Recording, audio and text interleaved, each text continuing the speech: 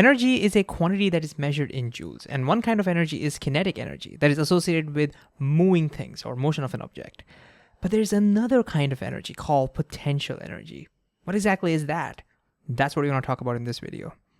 Okay, so what exactly is potential energy? Well, if you take any fundamental interaction, like gravitational force or electric forces or magnetic forces, you probably know that they're mediated by fields, gravitational fields, electric fields, and magnetic fields.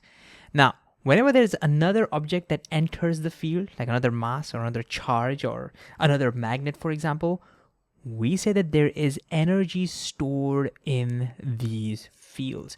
And that energy stored is the potential energy. So what's interesting is that potential energy is an energy that is assigned to a group of objects, not just one object.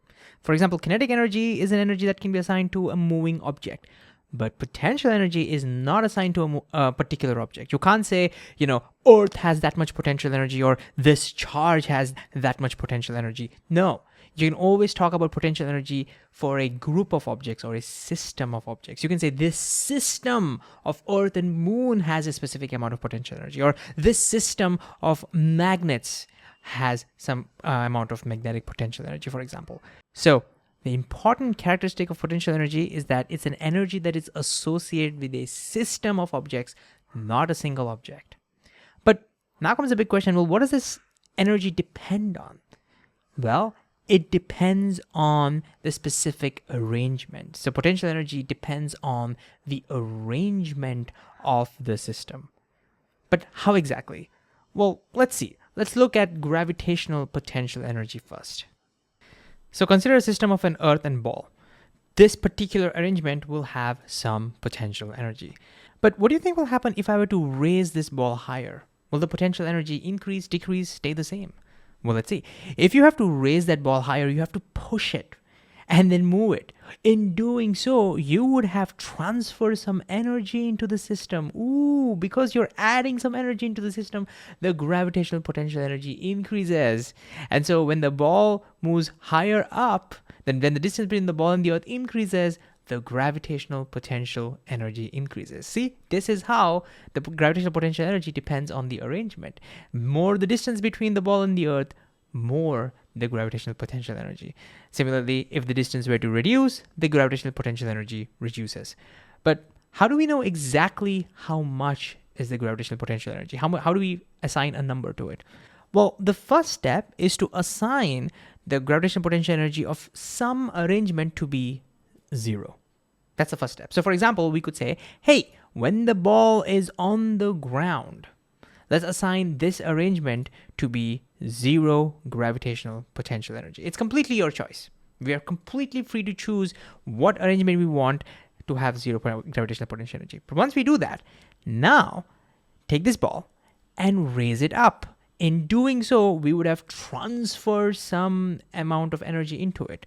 Let's say we transfer 15 joules of energy. Now, as a result, the gravitational potential energy has increased by 15 joules, so it goes from 0 to 15. And so now we know that this arrangement of the earth and ball system should have a gravitational potential energy of 15 joules. Isn't that amazing? This is how we assign numbers to it, okay? But wait a second, is it always necessary to choose the ground to be 0 potential? Not necessarily.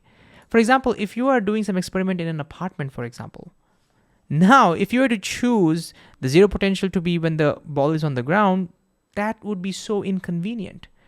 Instead, this time what we'll do is we'll choose the 0 potential to be when the ball is on the floor. That's more convenient. So now we'll say when the ball is on the floor, that arrangement of the earth and ball, that let's call it 0 potential energy. And then we can do it just like before, figure out how much energy we transferred in moving it from here to here and figure out the potential energy of this particular arrangement. So you see, we choose whichever arrangement is convenient for us to assign 0. And then from there, we assign values for every other arrangement. Now, what's cool is that the same thing applies to other forms of potential energy as well. For example, consider electric potential energy. If you have two unlike charges like this, separated by some distance, this particular arrangement will have some potential energy. Now, what do you think will happen if we were to move the charges farther apart? What do you think will happen to the potential energy? why don't you pause and think about it? Same way we did gravitational potential energy. Think in the same way. All right. I know like charges attract each other naturally.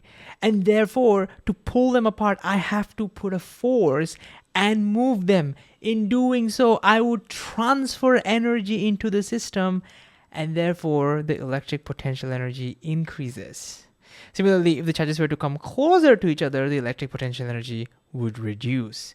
And again, just like before, we can choose a particular arrangement to have zero electric potential energy, and then from there, every other arrangement can be assigned a particular value for electric potential energy. Okay, let's consider one last example. What if you have like charges? What do you think will happen if I were to move the like charges farther apart? Do you think electric potential energy would increase or decrease? Again, pause and think about this. All right, this time I know like charges naturally tend to go farther apart.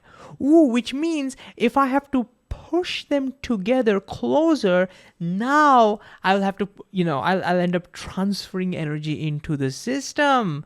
And so this time, pushing them closer increases the potential energy.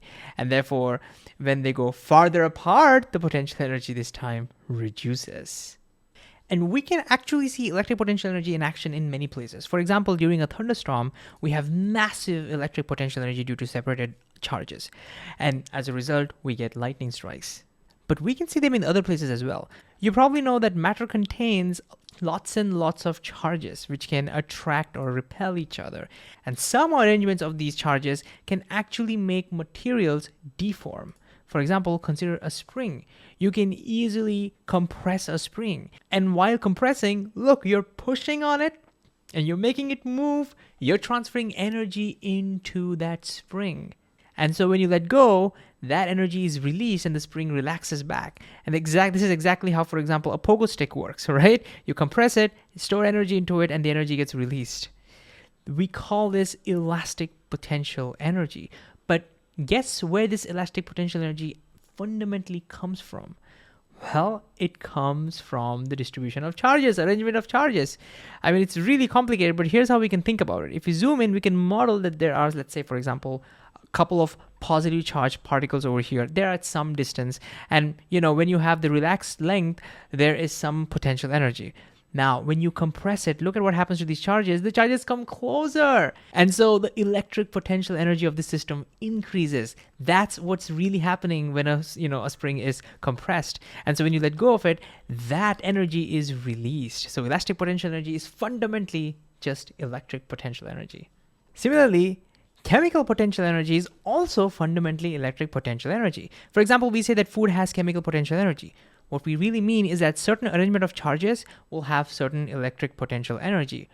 And after eating it, that arrangement changes. As a result, the electric potential energy reduces, for example. And in doing so, some energy is released and the body can use it to do useful things, like, for example, move from one place to another. That's pretty amazing, isn't it? So, long story short, potential energy is the energy associated with the system of objects. Remember, it's always defined for a system, meaning a group of two or more objects. And what does it depend on? Well, the potential energy purely depends on their arrangement.